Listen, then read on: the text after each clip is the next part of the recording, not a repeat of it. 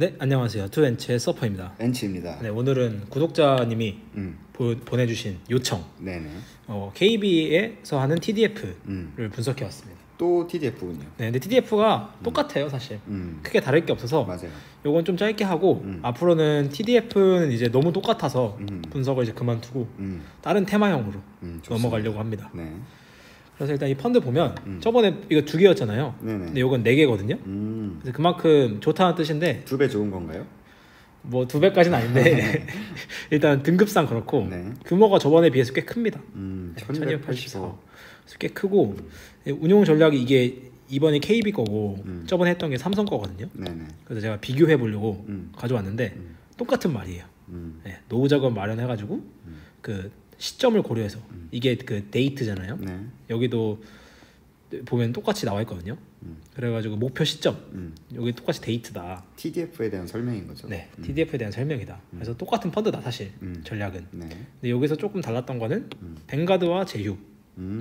뱅가드라는 거는 되게 유명한 해외 ETF 회사죠. 여기서 근데 ETF만 하는 거 아니고 그냥 종합 운용사인데 여기서 여기랑 같이 제휴를 맺어서 여기 제휴라는 거는 여기 보시면은 글라이드 패스라고 있어요. 글라이드 패스라고 있는데 TDF는 은퇴 시점이 있잖아요. 네. 은퇴 시점이 있으면 이 은퇴 시점에 맞춰서 주식의 비중을 조절하는 그 뭐라 그럴까요? 주식의 비중을 조절하는 플랜이 있거든요. 네. 이걸 글라이드 패스라고 하는데 그거를 아마 여기와 제휴해서 하고 있지 않나. 이게 되게 중요한 거거든요. 그렇죠. 그래서 뭐 이런 차이점이 있었다. 네. 수익률을 보시면 굉장히 좋군요, 수익률이. 좀 압도적입니다. 네. 그래서 내기이지 않았나. 네, 엄청 압도적이에요. 그래서 이 백분율로 따졌을 때 상위권에 머물러 있다. 그래서 되게 수익률 기준으로는 아주 좋다. 네. 지난번 삼성 때는 막 50에서 80% 사이였잖아요. 그렇죠. 근데 이번에는 거의 1에서 10% 사이니까 매우 좋다. 그러게요. 수익률 기준으로는. 그 2050 TDF 중에서는 이것보다 좋은 펀드가 없겠는데요? 거의 지금 최상위권이니까 다. 네. 이게 지금 같은 회사의 펀드에서 그 클래스만 다른 것들도 있을 거니까 거의 최상이라고 볼 수 있죠. 네. 그리고 뭐 이만큼 똑같은 펀드인데 지금 이만큼이나 지금 클래스가 있는 거잖아요. 여기서 보수 싼 게 지금 다 같이 있는 거예요. 그래서 매우 수익률 기준으로 좋은 펀드다. 네.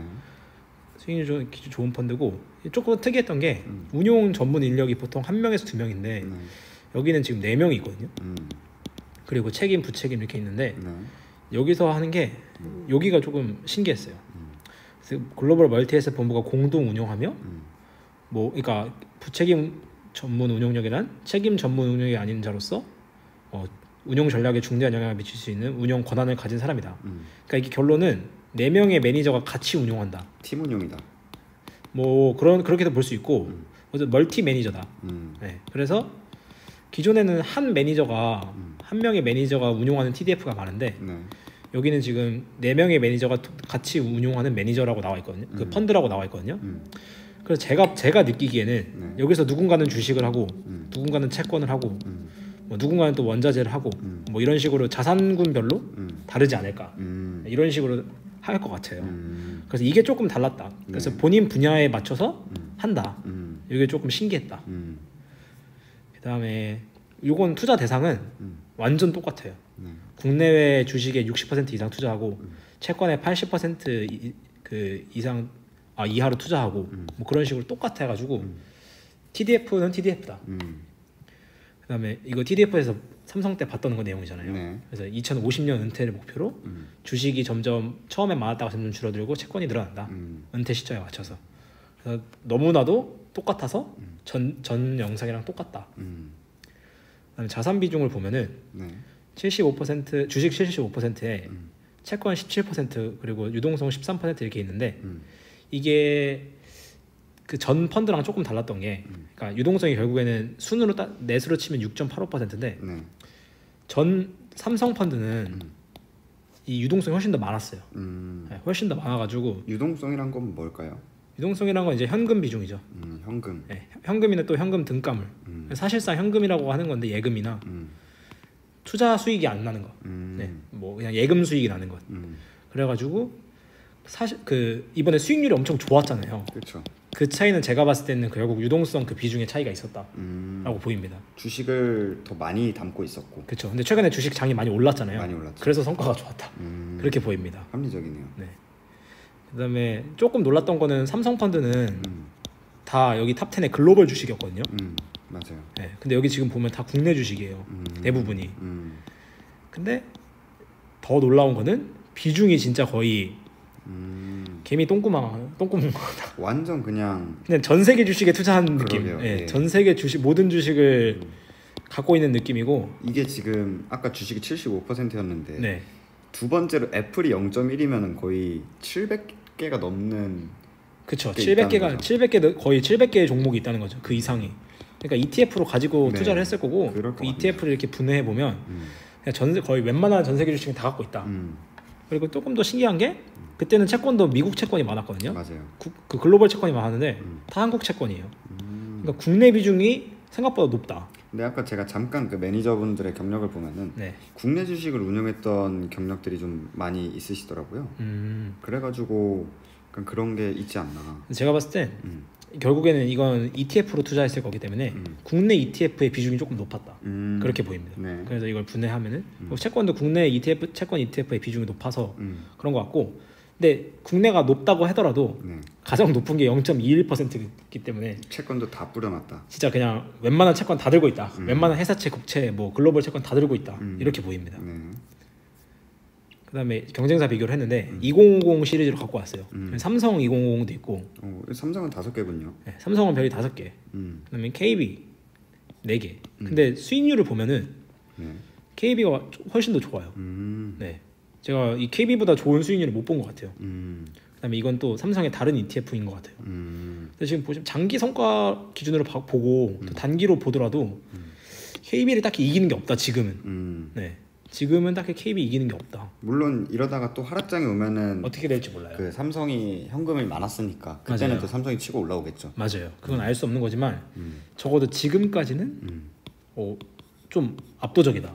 아까 그 수익률표에서 막 100, 900 보시잖아요. 네네. 좀 압도적이다. 압도적이었어요. 네. 그래서 매우 놀랐다. 전 구간이 그렇게 되기 정말 쉽지 않은데. 쉽지 않은데 진짜 대단했다.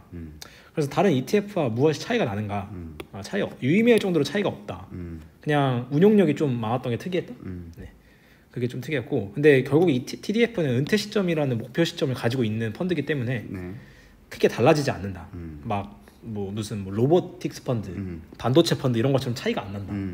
그래서 TDF는 TDF고 그냥 성과 좋은 게 잘하고 있는 거다. 그냥 크게 테마가 바뀌지 않기 때문에. 그렇죠. 그래서 TDF는 그냥 제가 저번 영상에도 설명했지만 본인 리스크 성향에 맞춰서 하는 게 맞는 것 같다. 그래서 내가 20대지만 보수적이다. 그리고 50대지만 뭐 적극적이다. 그러면은 이거는 TDF를 가까운 걸 해야 되고 뭐 2030을 해야 되고 은퇴 시점을 이거는 TDF 긴 거 해야죠. 2050 이런 식으로. 전 이게 더 맞는 것 같다. 본인 성향에 맞춰서. 맞아요. 본인 은퇴 시점 뭐 좋은 의미인데 저는 그냥 본인 리스크 성향이 더 중요한 것 같아서. 대부분 투자를 처음 하시는 분들은 본인의 리스크 성향을 잘 모르시니까 맞아요. 그래서 편하게 그냥 은퇴 시점이 이러면은 그냥 이게 국룰이다. 예, 국룰이다 약간 이런 거고, 만약에 본인이 투자를 조금 해보셨다 그래서 나는 대충 내가 어떤 스타일인지 알 것 같다라고 하시는 분들은 굳이 숫자를 따를 필요는 없는 거죠. 네, 그래서 이거는 이렇게 보면 될 것 같고, TDF 펀드는 다른 펀드를 보더라도 크게 다르지 않아요. 다 여기 안에서 다 ETF로 투자하는 거기 때문에 거의 다 비슷하기 때문에 앞으로는 좀 본인이 투자하고 있는 뭐 인도 펀드 아니면은 뭐 로보틱스, 반도체, 뭐 반도체 아니면은 또 뭐가 있을까요? 뭐 태양광, 뭐 신재생, 채권 이런 것들을 이제 댓글에 달아주시면 네. 한번 공부를 해보겠습니다. 좋아요. 네. 그래서 오늘 자료는 여기까지 준비했고 그 요청하신 분은 이걸로 해소가 되셨기를. 저는 삼성보다 낫다고 생각해요. 지금보다는 훨씬 결국 성과가 좋은 말해주고 예, 있기 때문에 맞습니다. 예. 나은 것 같다. 그래서 계속 가져가셔도 괜찮을 것 같다. 충분히 좋은 펀드 같네요. 근데 당장 내일 꼬꾸라질 수도 있는 거기 때문에 그건 알 수는 없지만. 그렇죠. 지금까지 저희가 과거 숫자를 봤을 때, 맞아요. 저희가 막 기업에 대해서 얘기할 때는 미래를 얘기하지만, 맞아요. 이거는 기업이 700개가 넘기 네, 때문에 이거는 저희가 알 뭐 수가 없다. 저희가 미래가 알 수 없고 지금까지 한 거 바탕으로는 최고다. 잘했다. 이렇게 봐주시면 될 것 같습니다. 네, 오늘 고생 많으셨고 네. 다음에는 이제 다른 그 퇴직연금이나 네. 개인연금에 투자하고 있는 펀드 이것도 그렇죠. 좀 봐주세요라고 하면은 저희가 조금 늦더라도 맞아요. 다 댓글을 보고 댓글 있습니다. 보고 있습니다. 네, 보고 이제 그거를 또 준비를 하는데 시간이 걸리기 때문에 맞아요. 어쨌든 가져온다. 네. 그래서 편하게 그냥 댓글 남겨주시면 좋을 것 같습니다. 예, 그러면 저희는 다음에 더 좋은 영상을 가지고 돌아오도록 하겠습니다. 그럼 안녕. 안녕.